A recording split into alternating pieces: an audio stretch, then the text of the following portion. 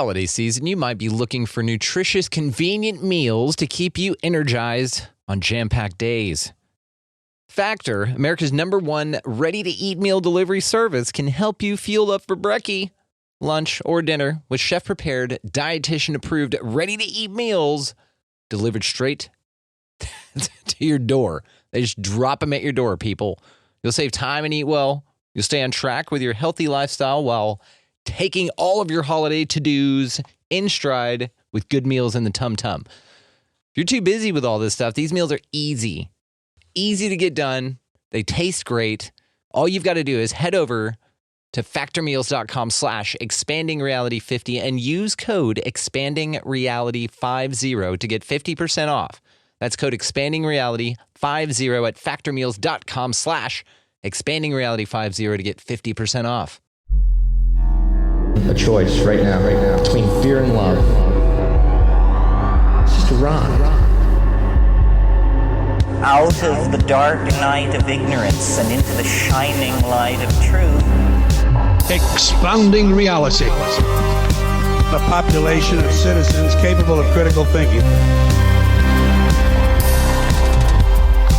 We don't see things as they are, we see them as we are. There's a level of reality where everything dissolves into an ocean of energy. We empower our experience by insisting on our authenticity. That's very profound. Very. Expanding reality.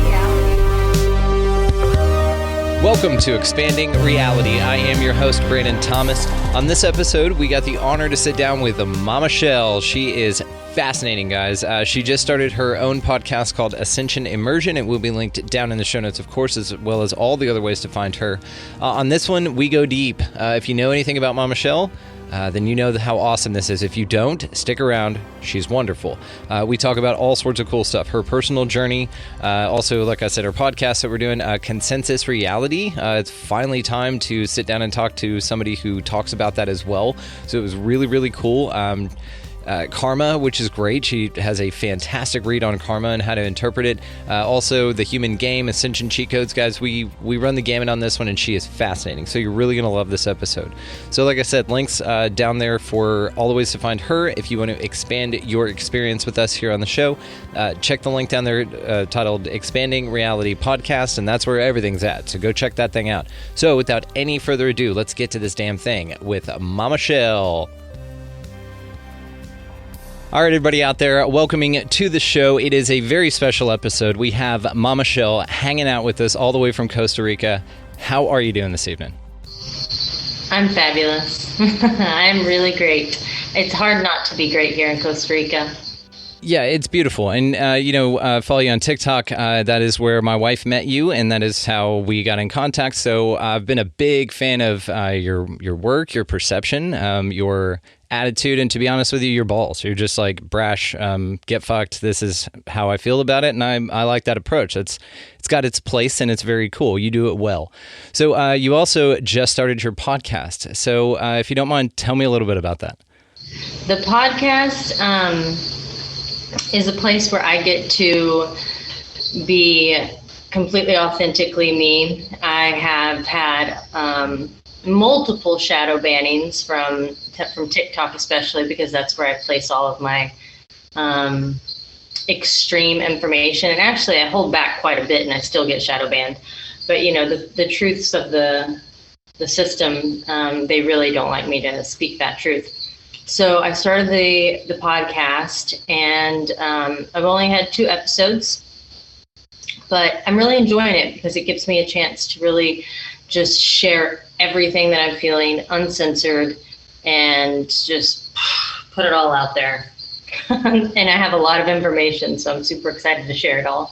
You do. Well, and as an audio guy, the jungle sounds in the background are great because I've listened to both of your episodes, and I love your production straight out the gate is very well. You're doing a great job. But I knew you're natural. You're just meant for this kind of stuff. So, of course, Ascension Immersion is the name of your show, and it will be linked as well as all the ways to find you down in the show notes. So, guys, make sure that you go check her out. She's fascinating. So, if you don't mind, just tell us a little bit about you. Okay. I am originally a Texas girl. I moved to the Caribbean of Costa Rica a little over 2 years ago. And since moving here and like completely deep diving to the depths of healing, I have started a healing village. I'm in the Caribbean. I'm in a place called Punta Uva. It's like the suburb, if you will, of Puerto Viejo, which people are very familiar with. It's like a super special place with, it's a high frequency vortex portal, without a doubt. The things that happen here, I mean, you get exactly what you asked for.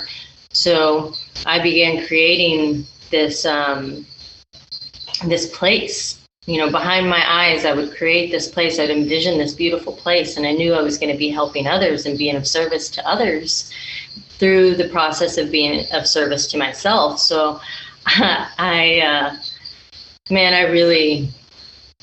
really chose like the depths of hell to be able to get me to where I am today. So I chose this living experience that triggered the hell out of me. I mean, like all day, every day, I was just getting triggered and like going and back into my cave and being like, what is this? Why do I feel this way? And then I would just like learn how to transmute. I was like alchemizing constantly.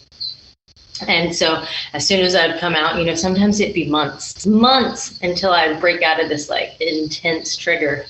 And I'd go back for more. I'm like, okay, well, this is what I'm here for. I'm here to heal. So like, if this person is the person who's going to trigger the hell out of me so that I can figure out all of my darkness, I'm all about it.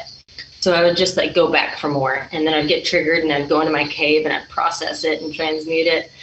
And so through this process of doing all of this on my own, I learned a lot of tools, and I got really, really close to like my higher counsel, and I started having really cool supernatural encounters with different stellar beings and just like created this really aligned, smooth, clear channel for me to be able to hear source.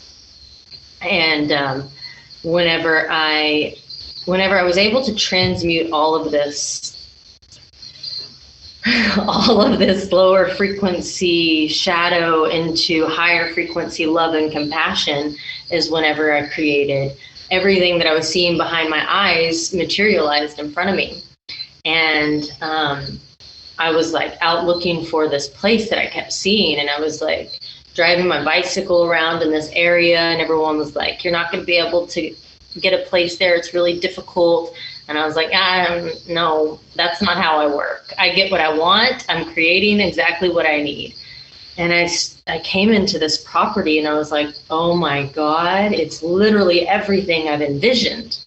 Like, this is it, this is mine. And so I just came here, and I just like all the time, I just came and I showed up, and I was like, hey, you ready for me to live here yet? And they were like, there's multiple people who want this property. And I was like, yeah, I know, but it's mine. And so I created a really cool relationship with the owners, and ended up I won, and I got the property. And and then as soon as that happened, I was like, oh crap, I need money. Yeah. That's part of this, isn't it? Mm-hmm. And then money came, and so I got this property that has 4 cabinas, and I as soon as I got here, I started advertising that I was going to have people come and do personal retreats, like come and heal with me one-on-one. And then after 2 clients came and healed with me one-on-one, I was like, man, there's got to be more to this. I got to be able to reach more people in a certain way where I can be doing this energy exchange, but like, instead of just getting to one person, I want to get to this one person who's going to get to their people. So we're just like creating these major spider webs. And so I took a nap one day, and I woke up from my nap, and I had this Instagram message from a follower, and said, are you doing any mentorship programs? And as soon as she said that, I remembered my dream and my nap, and it was me doing a mentorship program. And I was like, yes. And so I contacted my assistant and I was like, so we're doing a mentorship program. It's going to be for 3 months. People are going to come and live here. I'm going to teach them all the things. And then they're going to go and they're going to teach all the things. And this is how we're going to do it. And she was like, cool, I'm into it. And I was like, who the hell's going to come and live here for 3 months? Like, it sounds amazing, but like, is this really going to happen?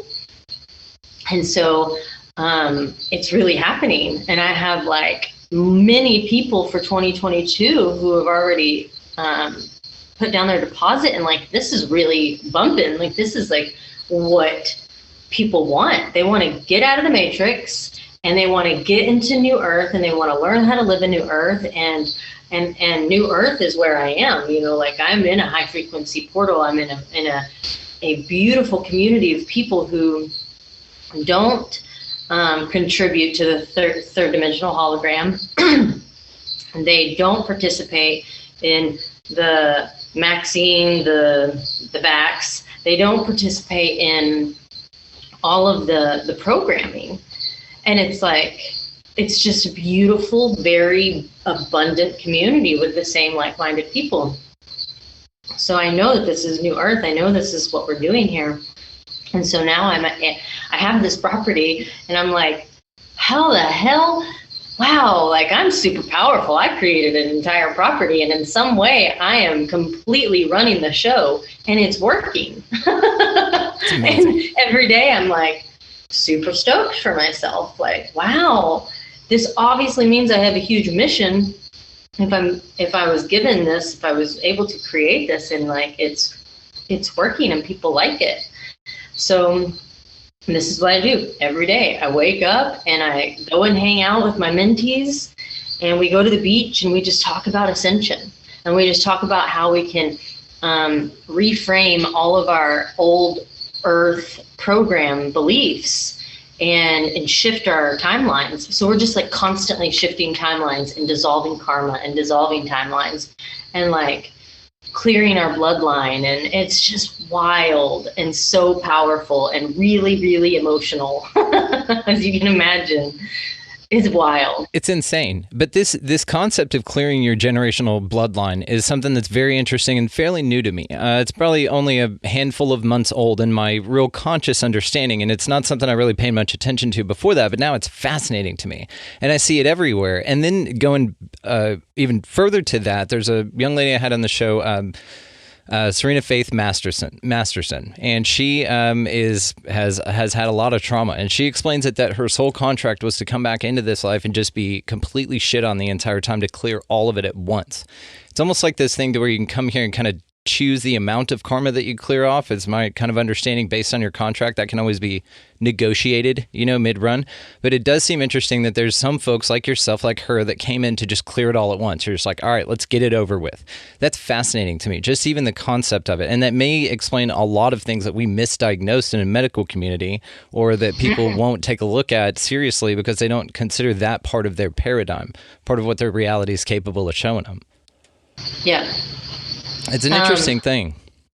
Yeah, from when I started, when I was living in my last situation, the situation where I placed myself into just immense triggers, I kept hearing me and this person have karma together. We have a lot of karma together. So I started learning and receiving all of this information of what is karma, because what we're told is, the karma is a bitch, or karma is, if you do bad things happen to you. And it's like, that's like the littlest, smallest part of it. But the truth is, it's every single energy exchange that we have is creating karma. So we're not taught how to control our energy. We're not taught how to manage our energy, because if we were, then we would be all like ascending out of this human game, and we wouldn't be slaves for the 3D anymore, right? So what I like, karma is probably my my most powerful teaching, I guess you would say. It is, and I saw this on. Oh, go ahead. It's what it's this deep understanding of that just keeps dumping in on me. I keep receiving these downloads deeper and deeper and more of what karma is. And it's like karma is energy exchange at a high frequency or low frequency, depending on how we manage our energy.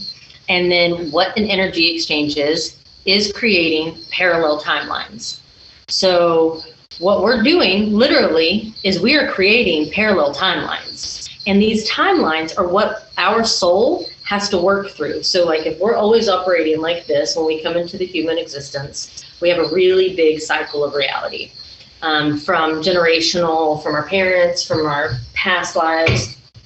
And so what we have to do is we have to work through simultaneously, our soul has to work through all of these different timelines.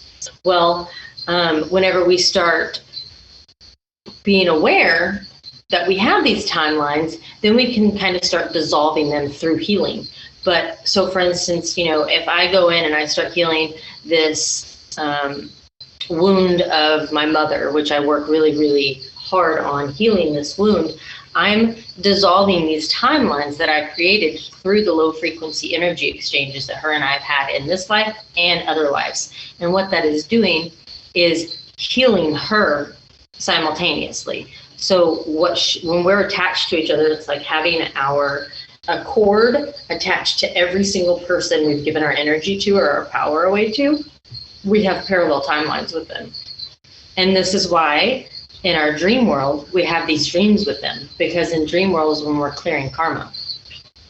And so like, this was my most recent, but in the last few months with my mentees, this realization came in and I was like, oh my God, in dream world, we're freaking clearing karma. And that's why if we have the ability in our waking moment to take care of this karma with people, we don't dream about them.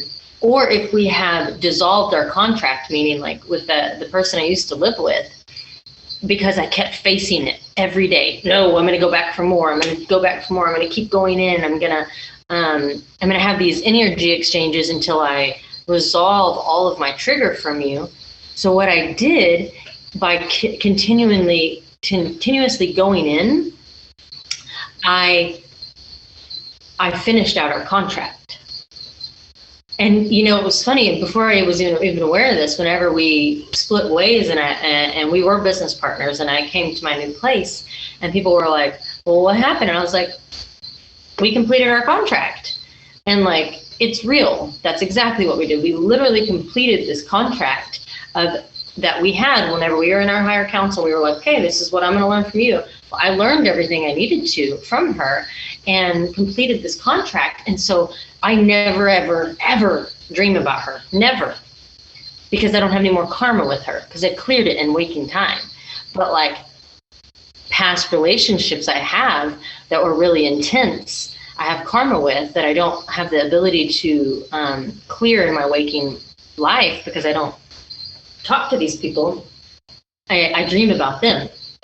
And so like the more I'm aware of these dreams and the karma I'm clearing, the message tells me what I need to work on in my waking time, like where I still have unhealed aspects of myself due to the energy exchanges that I had with this person. And when I can heal that, then I don't dream about them as much. And I think what I'm being shown, what I'm remembering, is that whenever we get to a point where we're working together with the dream world, whenever we can lucid dream and wake up in our dreams, then we are really dissolving timelines. And once we dissolve all of these timelines that have been created through this existence and our other past lives, parallel lives, then we'll start creating our higher frequency timelines with dream world, with waking world together. So essentially, whenever you wake up in this waking world, we're lucid dreaming. Whenever we wake up in our dream world, we're lucid dreaming. So I've woken up, I woke up to the fact that I'm a soul having a human experience. Now I need to completely wake up in my dream world and start working together to create this complete harmony. And that's like, if you do that, that's some master level stuff, like fucking hell. That's up there. Yeah, no, that sounds fascinating. So you go into your dream state, and are you the same entity just in a different realm, or are you experiencing that realm with that entity from that perception? Well, from how I am receiving the information and remembering the stories of creation, is there are multiple of us, multiple forms, different avatars in different forms, all operating simultaneously. And so whenever this avatar is resting, our soul goes into another avatar and operates that form. And all of the forms are working for our highest purpose, our highest good, which is for our soul's evolution. This humanness is just human. Like, our soul is just trying to learn all the things that it can, because we're in our soul form, and our highest counsel and our highest self, we're like way up in other dimensions where we don't feel this stuff anymore. So whenever we come back into this lower dimensional world, we want to feel all the things so that we can continue evolving our soul, so that we can just be even more magnificent.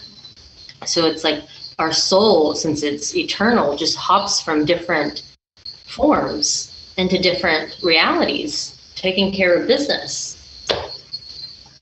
You know, I wonder sometimes if we'll ever get this figured out, or if we're even like mentally capable, you know, if the human experience is mentally capable of knowing exactly what's going on here. It seems like folks like you get pretty goddamn close, you know. I mean, you get really up there with the ideas, and I'm a big fan. And it's what's beautiful about it is you're curating your experience based on this, and it's made for an incredible experience for you in this life, and this, you know, these few spins around the sun that we get, right? So how has your friends group changed when you started integrating some of these practices into your life? Do you even how has my what changed? Your friends group, your close circle, do you even talk to anyone else that you did maybe, let's say, 5 years ago? No. Yeah. I've always been unique, and had, as my family calls, just gifts. And so to my sisters, there's nothing weird about my life. They don't know, what they tell me is like, yeah, I follow your TikTok, but I have no idea what you're saying. But I'm happy for your success, and I'm like, cool. Yeah. But so I still talk to them on the surface, you know, tell them what's going on, what's going on at Casa de Seva. I have a couple of friends. Well, actually I have like 3 girlfriends that I've known for a really long time, that support my mission, and they love it, and we can still have conversations, and they're open and conscious. But there's really not much I have to talk to anyone about anything, really. And I'm okay with that, because there's no reason for me to use my energy to just talk about crap, you know? And I feel like most people in my life respect that about me, because I've always kind of been this unique person. Yeah. So it's really not weird for people. Even the people, like when in my hometown, I owned a hair salon, and my hairstylists, they're still friends with me on Instagram and stuff. And they don't know exactly what I'm talking about, you know, to this level, but they experienced a lot of my supernatural abilities when they worked for me for 10 years. You know, I would prophesy into their dreams, or I would, you know, speak to the unseen. So like they got to experience that, but like where I am now is in a whole different place, but they still can respect that. So I'm really grateful, and I'm actually really grateful for that, because I know other people who have not been so confident their whole life in expressing their uniqueness. I was just weird all the time, you know, so it's like, this is her. But they have a lot of, you know, they have challenges with getting support from their family and friends. And that's unfortunate. But it also comes with a level of confidence that, like, I'm weird, if you will, and I like it. I'm okay with it. And if you think that I'm normal, like that's not cool, you know? So that is something we deal with here, you know, with the mentees and whatnot, like me getting them to be super confident in the fact that like they're going to be misunderstood. And that's okay, because as long as we're operating in love, grace, and compassion, then it doesn't really matter how people perceive them and what perception they have of what they're doing. And we get attacked a lot. I mean, I get attacked a lot on social media because of where my mentees are right now. And one of them is detransitioning, and I've been accused of, you know, Christianity in some way telling him that he needs to go back to being a woman. And I'm just like, you don't have to give me so much power. Yeah. Like they are going to figure out this on their own, you know, but like, that's how powerful this portal is of healing, that he, as a trans man, decided that he's always been a woman. It was just, he didn't love himself. And now that she loves herself, they are detransitioning. And it's like, people are gonna be pissed about this, because that's a huge part of the 3D world, is the transitioning, the transgender stuff. And I have to be very careful about what I say, because I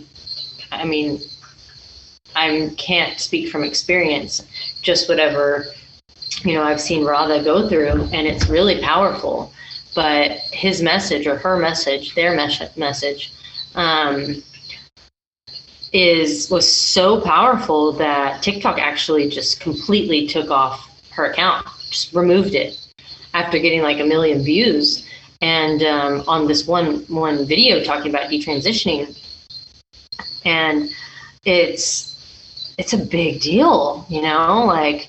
Well, it's interesting TikTok took that down. I thought they were more woke than that. That's a pretty woke thing. Like you want to be all inclusive, and I mean, who gives a shit what people want to do with their lives, right? So that's fine. But also, I mean, it's very empowering to the narratives that they usually promote, is all I'm saying. So it seemed that it's interesting they banned it. That's just odd. Just completely removed that account. Yeah. Took it down. Wild, right? But I think it's just the message. It's a powerful message. And it is. It really is. And it's something that's been more of an interest. They're on alert. Hey, we got 4 in here. You're fine. You're good. This is a dog-friendly show. You're fine. Well, I was actually wanting to ask you about this concept of consensus reality, and I knew you would be the one to ask. So I've brought this up several times on the show about how perhaps that we are living in different places in the same area geographically, different dimensions, experiencing different things side by side. Now, I saw that you did a video on this, and so will you please talk to me about what the fuck is going on with that shit? So everything is frequency. Everything, we're energy, and when energy vibrates, it creates a frequency. And so based on each individual person at their vibration, they are contributing to a certain hologram. There's multiple, but let's say there's a 3D lower frequency hologram. And so many of the people who are programmed, they, through their perception of reality, through their programming, through their spell of amnesia that they're under, what they're projecting is creating that 3-dimensional hologram. So what they are experiencing looks really low frequency, is really low frequency. And then you have, let's say, 300,000 of those people in a town, and then you have 1,000 people who are operating at a higher frequency. So they've woken up, they are aware of the fact that we're souls having a human experience, so they're starting to take inventory of how they exchange energy. They're beginning to be more mindful of who they exchange energy with. These are the people that are going, internalizing and healing, choosing healing. So they're vibrating at a higher frequency, and their perception of reality is not as programmed through the unlearning as the 3D hologram. So what they're doing is they're projecting, and what it is, the holograms are created through the collective projection. So there's a large collective projection creating the 3D hologram. Then there's a smaller projection creating like a 4D hologram. Those are the people who are on the fence, that know the information but aren't yet completely active in it. And then there's the 5D hologram. So it is literally a frequency creating this multi-dimensional reality. So I hear people who say, I experience 5D, I experience the bliss, and I experience the peace, but then I go back in and I choose to get drunk or do drugs. Boom, you go right back into the lower frequency, because everything is a frequency. And I do a lot of talk about frequency and a lot about how the vibrational scale, it's numbered. So like if you're choosing things that are going to bring guilt and shame into your life, you're always going to be operating at the lowest of the vibrational scale. So that is going to hit 2D, 3D always. But if you're working on yourself, you're working on your healing, you're going to experience these higher frequency realities. And so that can mean I can be at a grocery store and in this line checking out and having really blissful, amazing, incredible experience. The person at the line next to me can be operating in a lower frequency, and they can have the worst experience ever, where I can walk into a store and I say, and I'm unmasked or something, but I'm not living in fear. I'm not walking in going, I'm going to do this because I can. No, I walk in and I'm like, this is just my life. Yeah. And I walk in and I walk out, and people are like, what? Yeah. You didn't have to wear a mask? And I'm like, no, I don't have to wear a mask. Not in my reality. Like, how do you do this? And then they're pissed off. And I'm like, well, you're not going to get there with that attitude. But it's literally our perception is creating our projection. So people, and this TikTok I did went crazy. People went mad. And I did a whole live on it and a video on my YouTube about, I was saying Melbourne, Australia, but I was corrected. It's Melbourne. Right. Melbourne. They get very upset. Melbourne, Australia. Mm-hmm. But there were people who were saying they live in the city and they have no problems. They're in peace. They don't see any protests. Then there's people who are like angry. There's protests. We need to be fighting. And I'm like, two different realities in literally the same geographical place. I had someone tell me she lives in Melbourne, and she was like, I never decided to go and do this, but I was going to go to a peaceful protest. Well, I decided I wanted to walk the streets and just kind of like map out my situation and get a feel of it. And she said she was walking down the street and there were police officers attacking people next to her, and she just walked unseen, unfazed. Yeah. She was in a whole other reality. And that's because these officers are in a low frequency. The people who are angry and are low frequency, frequencies match. Frequencies love to match. That's why whenever you decide, you put yourself around really low frequency people, they really want to pull you down, and you start feeling yourself, ooh, what is this? What is this feeling? Because frequencies like to match. And if we're in a high frequency and people come in our energetic field and they're operating a low frequency, they get agitated and they get pissed off and they get triggered because their frequency isn't matching that high frequency. And you have to be responsible to raise your frequency if you want to be around high frequency people, if you want to be in the light. And it's a responsibility not everybody's willing to take right now.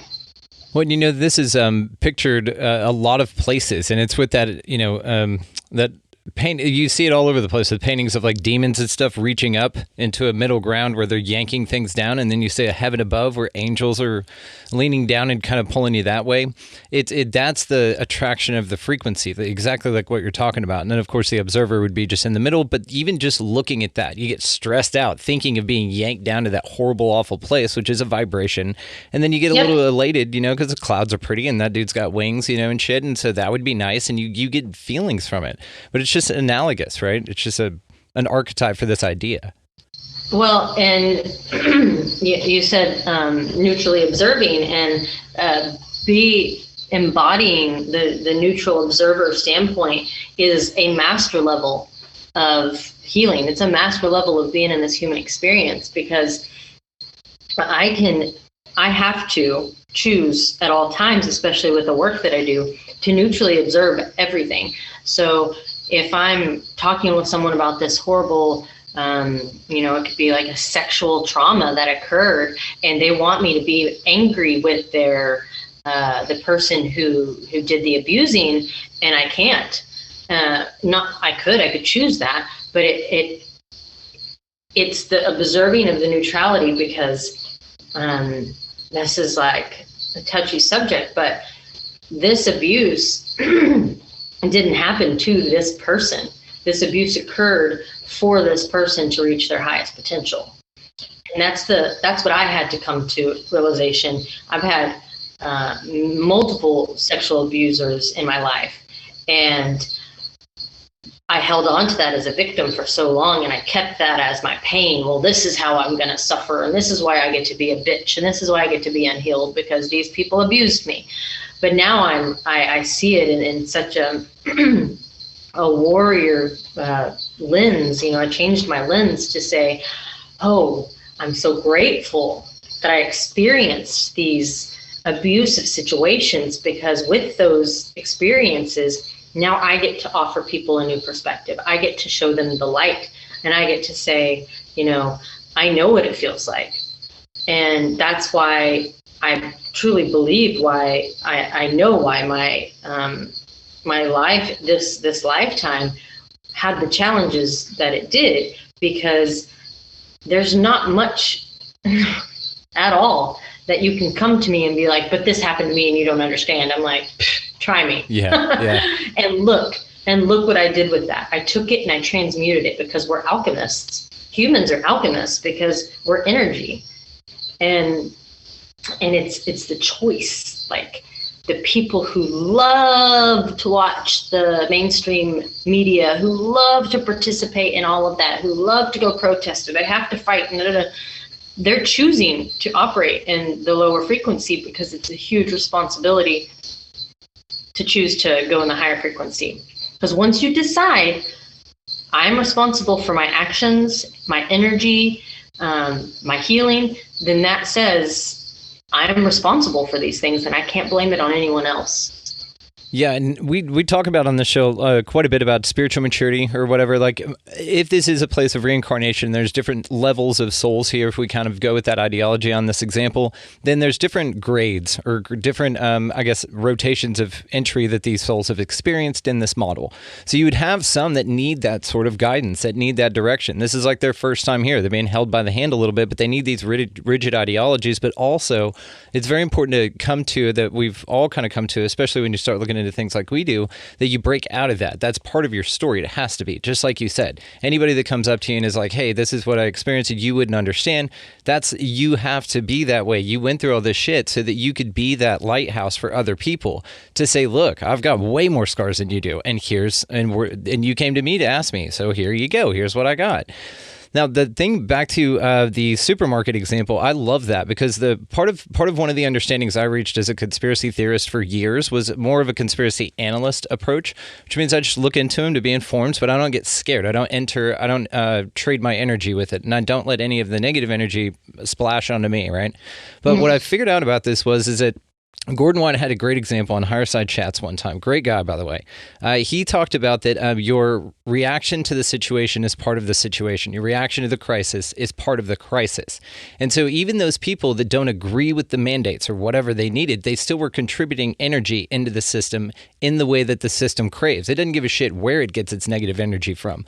And the more divisive and the more juxtaposition the obvious, evidence out here is, and again, leading to the consensus reality thing, because you can find clear data on either side for the argument. And this is what people are battling over, which just creates dissonance, which creates energy into the system. So this is where, like I said, I stepped back and I stopped Paul revering and shit. Like, we can talk about it, but what I'd rather let you realize is your power, not how they're fucking you. You know what I'm saying? That's what I'd rather spend my time on. And you fancy that as well.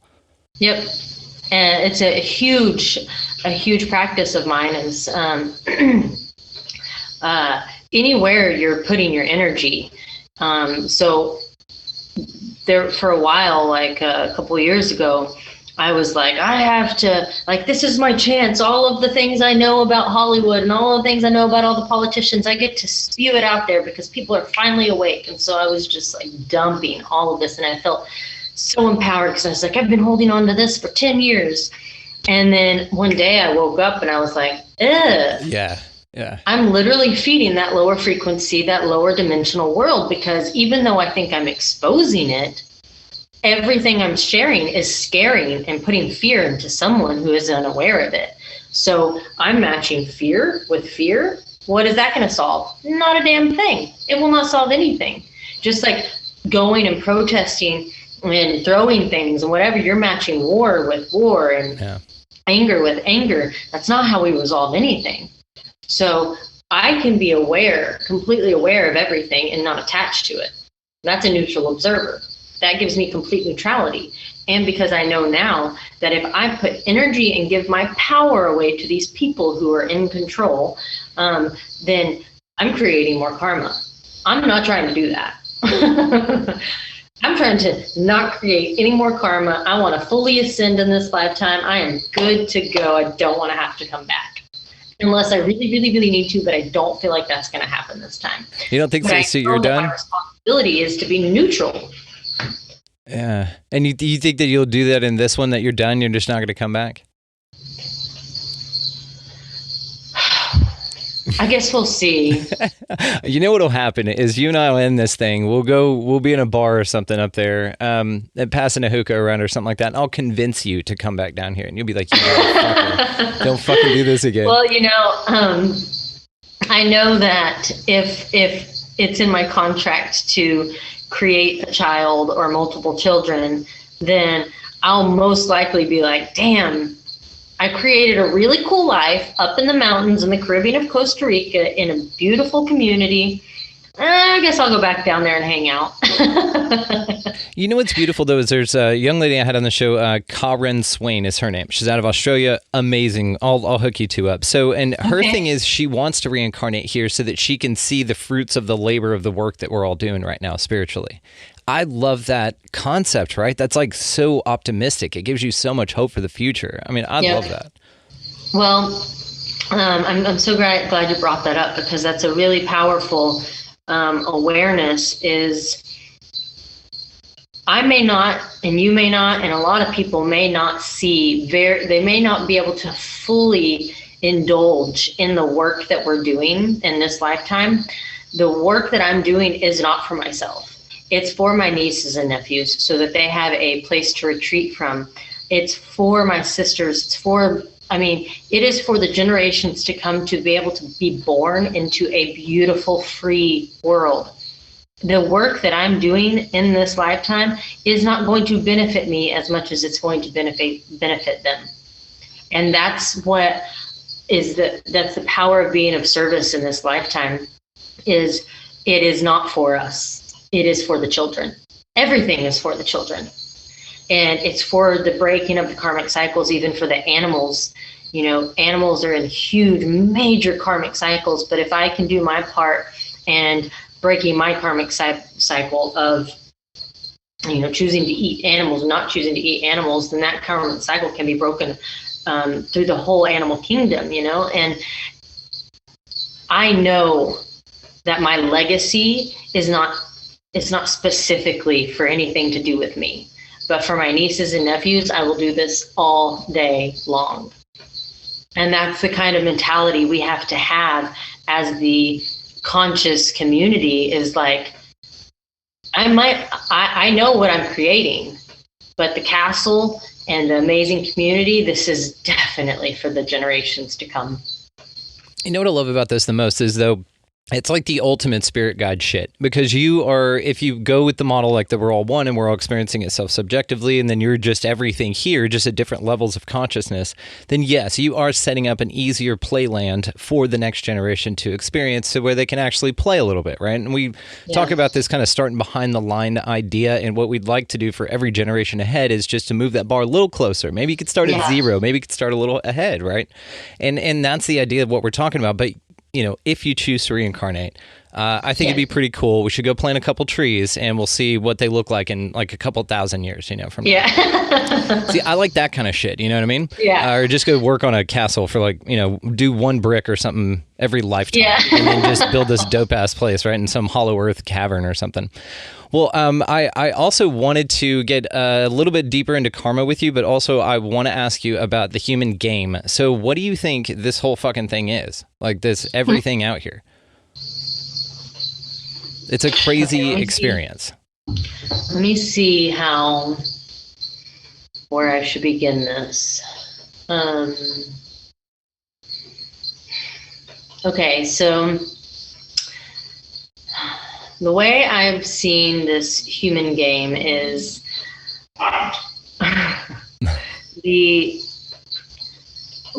consciousness created so we are super stellar beings. The human is also just a form of a being that happens to operate in the lower dimensions. The avatar, that is this human being, comes from higher dimensional energy. And so what we did in our higher dimensional world is decide it would be fun if we had the opportunity to relearn what it's like to be down there, to be in the energy of competition, where we feel all of the emotions, because in higher dimensions, we don't feel those things anymore. We've already evolved past that. That's why you'll hear some people say, we are from the future. And that's kind of true if the future was a thing, but linear time isn't real. So we're not from the future, but we are from our most evolved state of being. And so the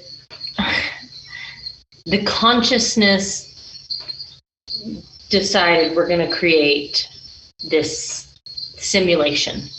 And what we get to do is you get to decide, do you want to go down there? Do you want to go and play in this game? Here are the rules. You know, you come in, you forget everything. You forget that you're powerful. You completely forget where you came from. You completely forget that you are eternal and can manipulate energy and yada, yada, yada. You do all these things, and then you're just going to kind of keep participating in it. And here's your team. So like our soul family, our higher council, that's our team. And then we all get together and we create these contracts. Okay, this is what we're going to do. It's like what I think of whenever people are playing the games and they have like teams that they talk to. Mm-hmm. And they're like, yeah, man, go in there and get them. I don't know, I'm not a gamer, but something like that. So we don't wake up completely and realize it until we do. But whenever we start and we're babies in the game, we're at our least amount of consciousness. And so we get to work ourselves up through these levels. Each level is each expansion of consciousness. So like each time we expand our consciousness, we get to level up a little bit in the game. And each time we clear karma, we're leveling up. Each time we choose compassion over anger, we're leveling up. So the ultimate goal is to have full compassion and love at all times in a form of neutrality.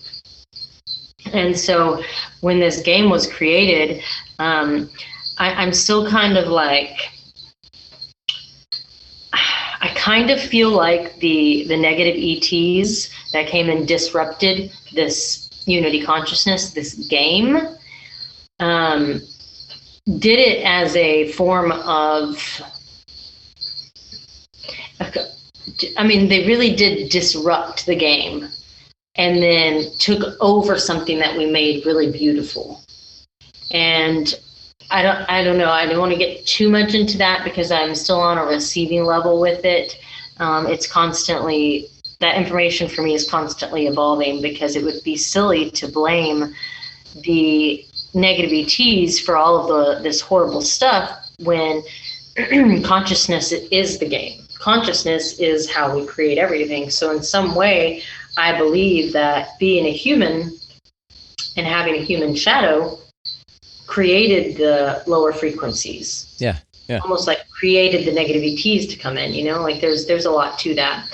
But the way I see it and the way I remember the beginning, the creation of all of this, is as the goal is to reach full and ultimate compassion in a game that has been shown to completely strip us away of that through all of the trauma and the things that are created inside of this game.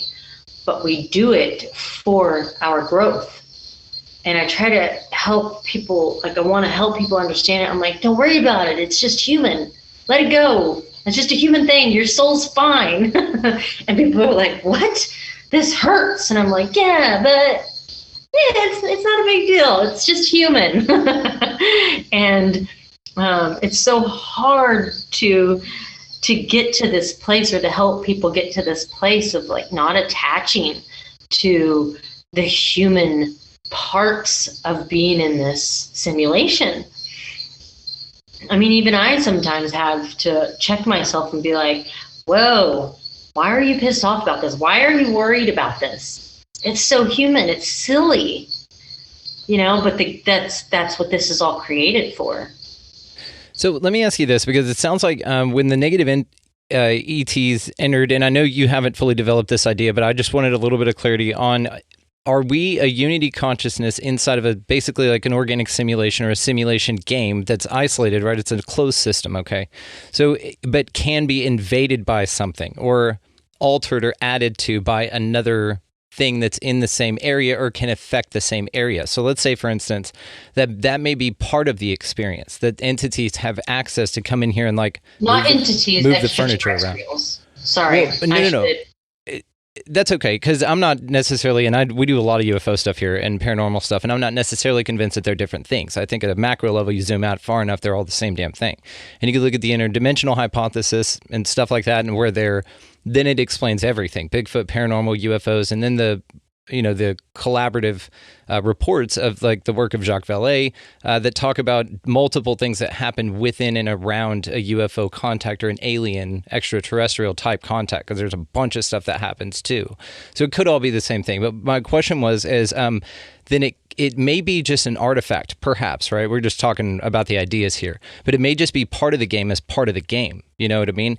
And then whenever you talk about karma, I wanted to ask you about this too, because now you're fascinating, by the way, and I love this conversation. So I just wanted to stop you and say that. But what I wanted to say was, whenever we talk about like karma and clearing karma and that being a job or a mission here, one thing that really sticks out to my mind as far as job and what's necessary here is the reports of people who have had near-death experiences. This is something I'm fascinated by, because when they leave or get out of this body, this avatar, they always talk about that there's no judgment, that they were shown their life, but they did the judging. Therefore, what that means to me is that there's not necessarily something here that you do here that affects out there once this is over, if you don't choose to continue and come back, right? So the idea that there's karma or a job or contracts and things here, do you think that that's just how deep this game goes, that it's not necessarily necessary, but it is an option, like a box you can check whenever you come into the game. You're like, okay, I want to experience this. I want this package where we go do all this cool shit. And then another option might be just to kind of ride jet skis and shit. You know what I mean? Yeah. Well, there's two things. So I'm going to mention filler people. Don't let me forget that. So the karma, the way I'm remembering it is as our moral compass. So what we did in consciousness when we created this whole experience, we were like, okay, tranquila. So we created this experience and we were like, okay, we're going to experience some pretty traumatic things because of these contracts we created. So we're going to have a moral compass that gets us to be able to follow, to be able to reach our state of enlightenment, because the goal is to heal, to be able to enlighten ourselves enough to almost, it's like the goal is getting back to our highest form. So the more we can heal traumas and go more into the light, into the higher frequencies, then we're coming back to oneness of ourself. And so the moral compass, the karma, is that lever that says when we're getting back to reaching our level of oneness, reaching our level of coming back to unity, because that's the goal. The goal is to come back and realize I am you and you are me, and we don't have judgment. So that's kind of how I see karma. And I think that's why, I know that's why that's why we've had that like cliche, karma's a bitch, or, ooh, that's going to be bad karma. If you do bad things, you're going to have bad things happen to you. They made it, the rule is they have to tell us about everything. Yeah. The third dimension has to tell us all the things. So they just give us enough to where we have this really misconstrued idea of it. And so people are like, I don't believe in karma. And it's like, well, because you're probably doing things that are low frequency, but in their mind, it's bad. And they told us that bad and good. There is no bad and good. There's high frequency and low frequency. And so it's that karma is the compass that's like, okay, you're doing good. You're raising your frequency. And then you drop down into choosing, a bender of drugs. And you're like, oh. So there's like this compass that's helping us get to our point, but we have to wake up and remember and hear that the karma is the thing to work towards, which is energy. Karma is just energy exchanging, and how many parallel timelines we create.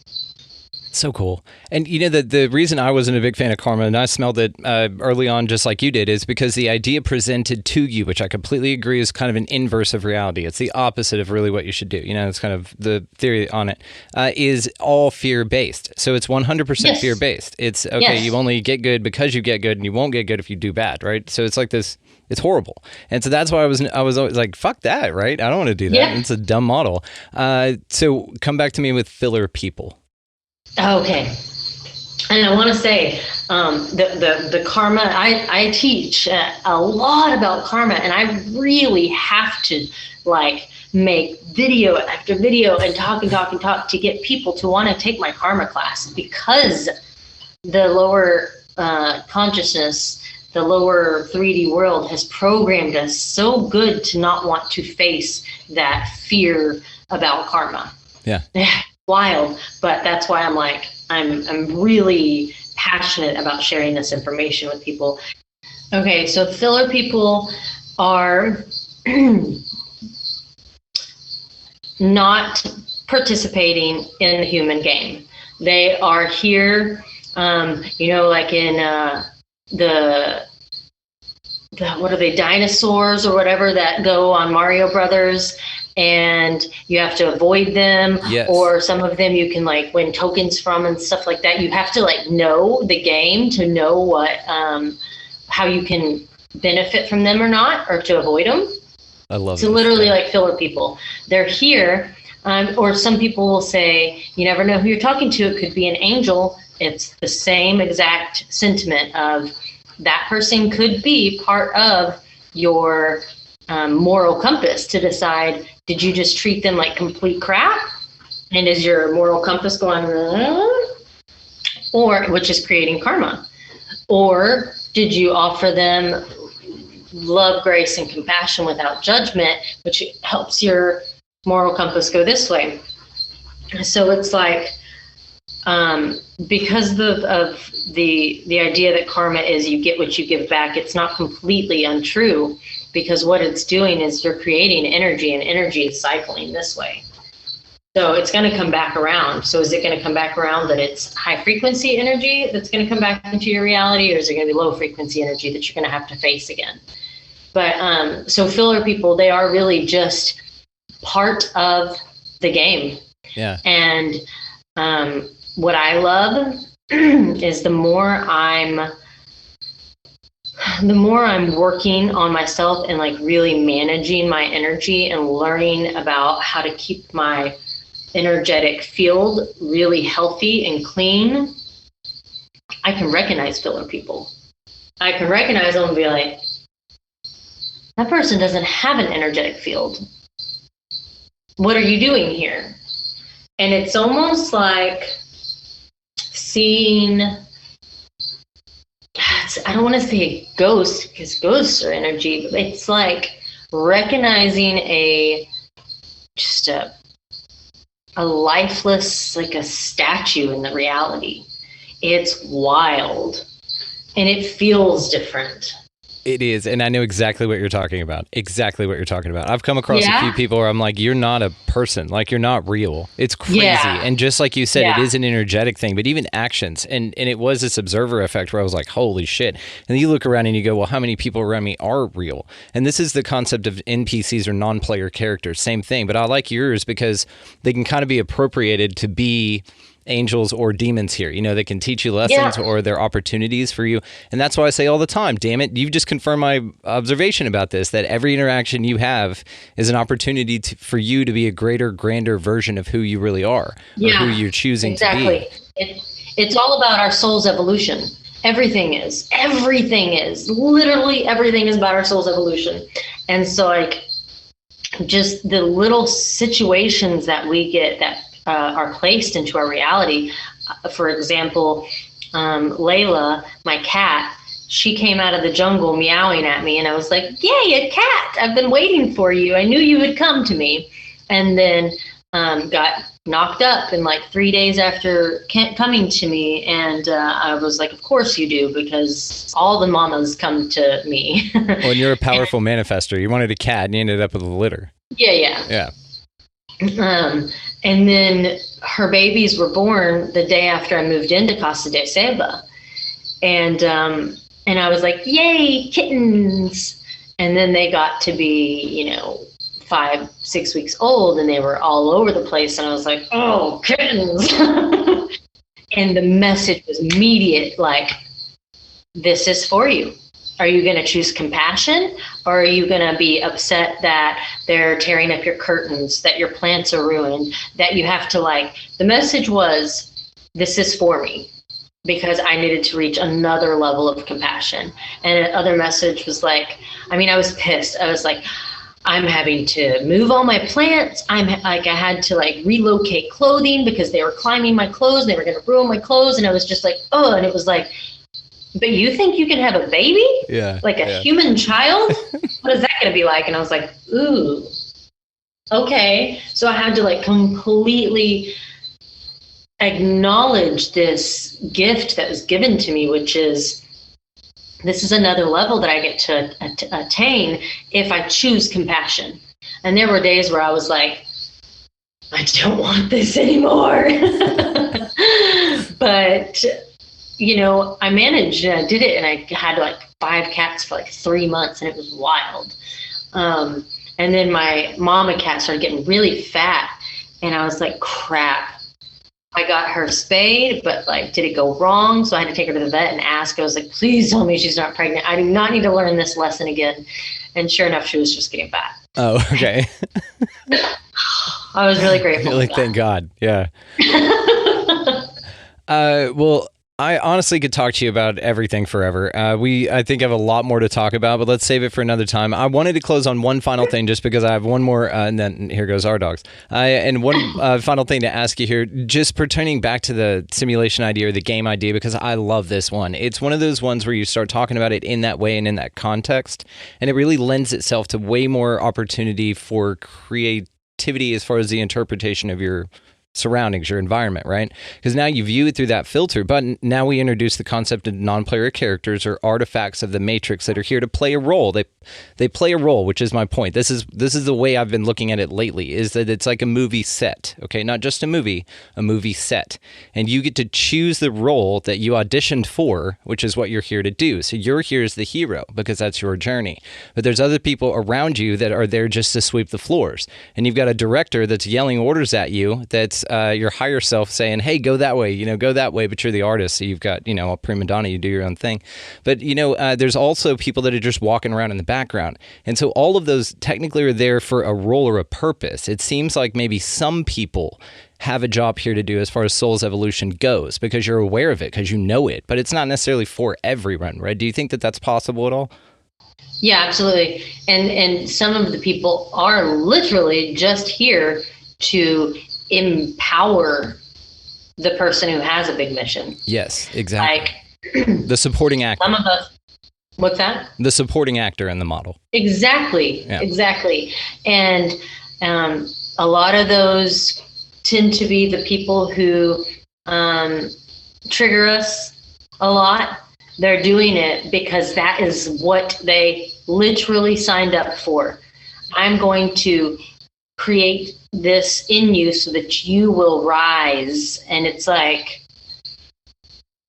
once you can see that as, like I would say, Angie, my birth mother, I finished that contract with her about 10 years ago, but I am absolutely the woman I am because she was my mother, because of the challenges that came with her role. I learned who to be, who not to be, and how to be strong and how to do all the things that I know how to do that came from her presence in my role. Her role, her character played a huge part in this. And for the longest time, I had so much hate towards her.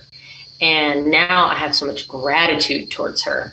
And that's part of us being able to heal, is being able to see that she played her part perfectly for me. But it takes us owning and claiming our power. It took me going, yeah, I am super powerful. And I have a really big mission, and I am worthy of this mission. And she literally was here to empower me to reach this level of awareness. And it takes confidence in being able to say that without worrying that people are going to perceive me as whatever they perceive me as because I'd say that I'm powerful. I had to get past that concern and go, okay, well, you can be powerful too if you choose it. If you decide that you want to claim that power. And as soon as I did, I was able to see everybody's contribution to be able to get me through this mission. We're not all here on a huge mission, but I know my mission is big, and I know that everybody played their role perfectly to get me here, and I acknowledge it. You and I have a lot more in common than we think, and we'll have to just do that on the next one. So I'll be linking all the ways that everybody can find you down in the show notes, but just tell us what you got coming up. What I have coming up? Yeah, just the next thing to look forward to put on our radar for you. Okay, well, I do have more coming up on my podcast. What else is there? I mean, there's so much going on at Casa de Seva, mentorship program. I'm really trying to work again virtually with people doing what I call an Ascension blueprint. It's me working one-on-one. I especially love to do this with people who are also leaders or guides and healers, so I can tune in to their higher counsel, and be of service in showing them more of like their ascension blueprint, essentially. And I have my mentorship program that I'm still accepting applications for. 2022 is almost full, but hell, I'll accept applications for the following year because I'll be doing this forever. And yeah, I feel like that the best way to, which I am super excited about, to stay up to date with all the things that Casa de Seva and Mama Chel are doing is through my newsletter. And that's all linked to my link tree. I want to also, because of obviously the situation that we are in, not everybody can make it to Costa Rica to do Ascension Immersion with me physically here. So I'm creating an online community type of situation where people can do the Ascension Immersion with the topics that we covered here, which are from unlocking your star origin language, which is what people call the light language, to the karma, to the healing our bloodline. I mean, there's just a ton of things that you can see on my website of the Ascension Immersion offerings that we will cover. And just creating a new earth virtual community and creating my new earth physical community here is what I do whenever the mentees come to work with me. So far, nobody is wanting to move back to where they came from. That's nice. That's a good Yelp review. Yeah. Property. Very nice. Like 5 stars. Cool. Well, Mama Chel, I can't thank you enough. This has been amazing. Like I said, I've been a fan of yours for a while, and so this has been an honor, and it's just been badass. You're just cooler than I thought you would be, which is great. Like I was just neutral about it, but actually I was excited too, and you exceeded that. So thank you so much. Well, You're just I'm happy. Well, we will do it again, and thank you so much again for your time. I really appreciate it. Oh, thank you so much for having me on. I really enjoyed it. I want to give a huge thanks to Mama Chel for spending some time with us. All the ways to find her will be linked down in the show notes. Check out her podcast as well, Ascension Immersion. We have so much more to talk about with her. This was tip of the iceberg, not even tip of the iceberg. You couldn't even plant a flagpole on the tip of that iceberg that we just talked about. So there's so much more to come with her, guys. Definitely go check her out. Check out some of her mentoring programs. Again, she is fascinating and just really, really cool. So all the ways to find this show, if you want to expand your experience with us here, check the show notes down there as well for expandingrealitypodcast.com. That is where links to everything can be found. Rockfin, merch, we got some new t-shirt designs up that are fucking awesome, and I think they're great, so go check those out. All sorts of cool stuff going on over there, guys, so go check that thing out. Also, all the videos are up on YouTube and all that good shit. You know what you're doing. So go out in its beautiful place, look at it through a few different lenses. That's the nice thing about talking to somebody like Mama Chel, is that we get to view our world around us with some new lenses as we walk around amongst the perhaps filler people, which is really cool. It's that non-player character idea. I love it. Way to go. So go out there into this world and pick up a piece of litter, of course. Be nice to everybody that you come across, guys. Get out of that left-hand lane, because that's a huge pain in the ass. Buy somebody in line around you a coffee or a meal or a bottle of water. Something simple. Make somebody's day. It's incredible. Raise the vibe out there, guys. That's another great way to do it. And above all, and anything else, go out into this beautiful place, whatever the hell it is, and y'all just be good to one another. Thank you so much for listening. We'll see you next time.